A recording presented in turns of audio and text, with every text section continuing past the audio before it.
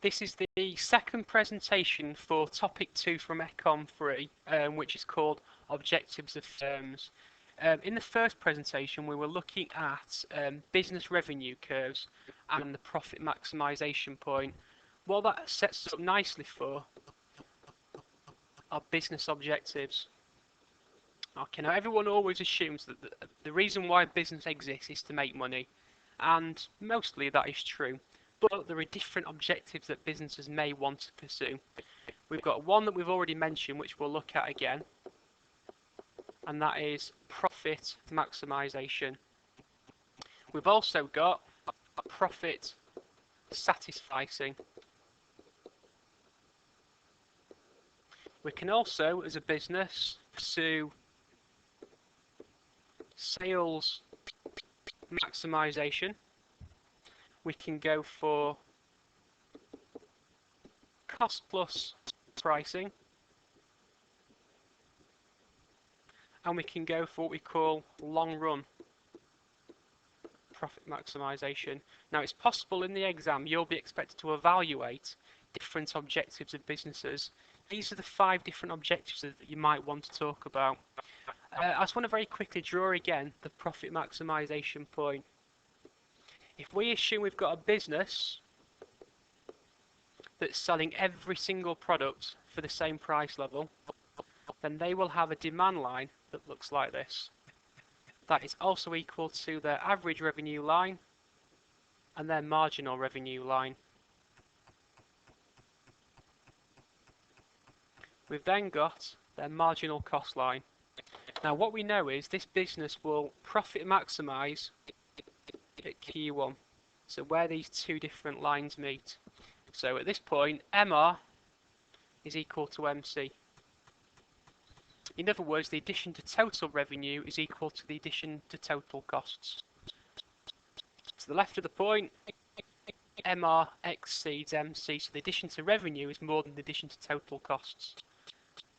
To the right of this point, the addition to total costs exceeds the addition to total revenue, so the business is actually seeing profits starting to fall.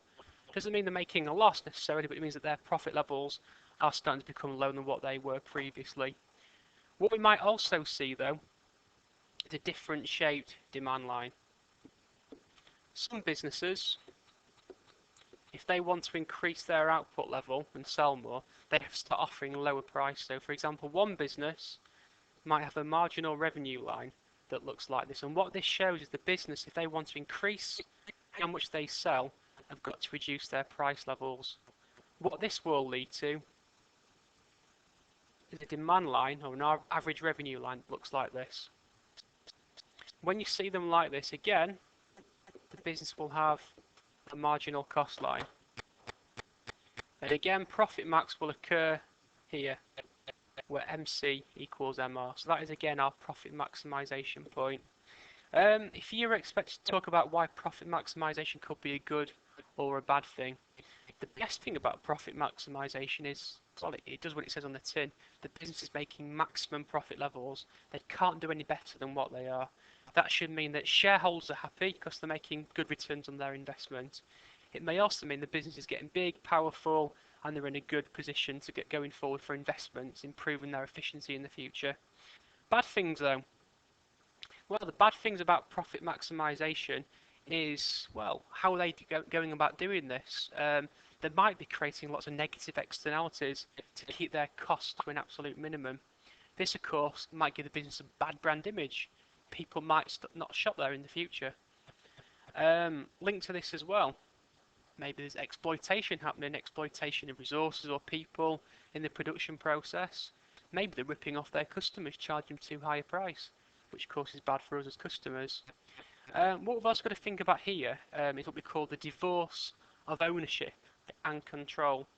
What I mean by this is the owners, so the investors, the shareholders for example, don't tend to be the people that run the business. So you tend to have conflicting objectives. The people that own the business want high profits. The people that run the business, so these are the people that control it, might not want that. They might want higher wages for themselves. They may want to increase sales further to increase their returns as show how well they've done as a manager of the business. So sometimes the owners and the people that run the business want different things, which doesn't always fit in with profit maximisation. Another problem with profit maximisation is, well, where does it occur? In our diagrams, it's here and it's here. But, well, in reality, when you've got a big business producing millions of units of output every year, it's very difficult to say exactly where profit maximisation occurs. So it's very, very difficult to calculate. Next objective, profit satisficing. This is where you think about more than your shareholders. So it's not just about making as much profit as possible to keep them happy. This time, you're trying to make all stakeholders happy. This could range from anything from the shareholders to the people that run the business, the managers in other words, the normal staff members, the people that live in the local communities near the business. It could link to the government of the particular country they operate in. It could be an environmental group. So this time, we're trying to keep all stakeholders happy. This is really common in what we call an oligopoly market structure, where you've got a few large firms that dominate together. Here, one stakeholder that's important for a business is their rival firms. And what a rival firm do will impact heavily on our business. So here, what a business will do when they profit satisfies, they might agree not to compete in certain markets with their rivals. So just taking a silly example doesn't really exist in reality to a certain extent anyway. If Sainsbury's have got a high market share in Huddersfield, Asda have a high market share in Leeds, the two firms might agree, well hang on, if we were to compete in each other's areas, we might be impacted negatively by this. So instead, we'll stick to our own territories, we'll not compete with each other. Other stakeholders we might try and keep happy. Co-op, for example, they look to help people in Africa where some of their products come from. That's helping the workers over there, the people that grow the food for them, the local communities where they operate. This is said to give businesses potentially a better brand image. So this might be more of a long-term objective than profit maximisation. Sales maximisation. This can be used by all sorts of different businesses. Here, a business might have a loss leader. Big businesses tend to do this because what it will mean is, well, let's take an example. A big business is able to operate losses in the short run more than a small business can do because they've got more money in the bank, they've got other things they can fall back on. So what a business might do is decide to sell something really, really cheap, with the idea being that it will force their rivals out of the market. When the rivals have gone, business can go from sales maximisation back to profit maximisation.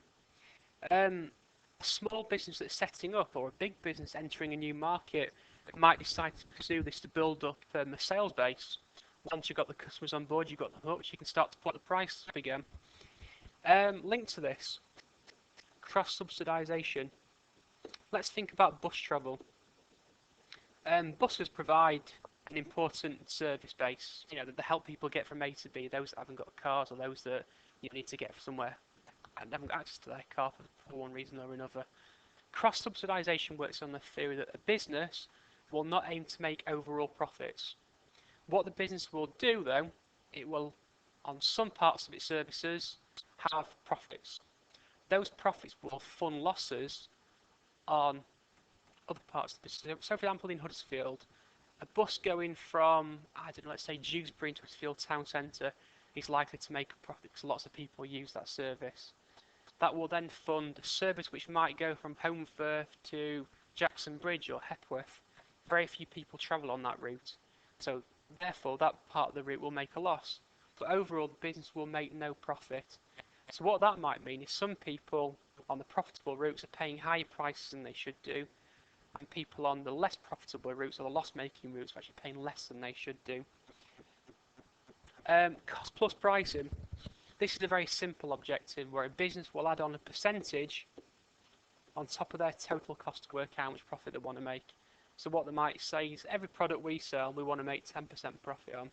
If it costs a tenner to make it, we'll flog it for 11 quid. £100 to make it, we'll flog it for 110 quid. Long run profit maximisation. Here, what a business realises is that in the short run, there'll be some market fluctuations. So, for example, if business costs were to increase, maybe because raw material prices increase temporarily, it suggests the business would want to put up their prices to compensate for that fact. That would be looking at profit maximisation, but this time a business will set a long-run pricing strategy. So what that might mean is when costs increase in the short run, or people are willing to pay a higher price in the short run, the business will leave prices as they are. They'll not mess around with them. They're setting a price on long-run profit maximisation. The idea is that when costs increase, to keep customers loyal, they'll not put up prices. They've set prices based on what they want to achieve in the long run. Gives more stability for a business.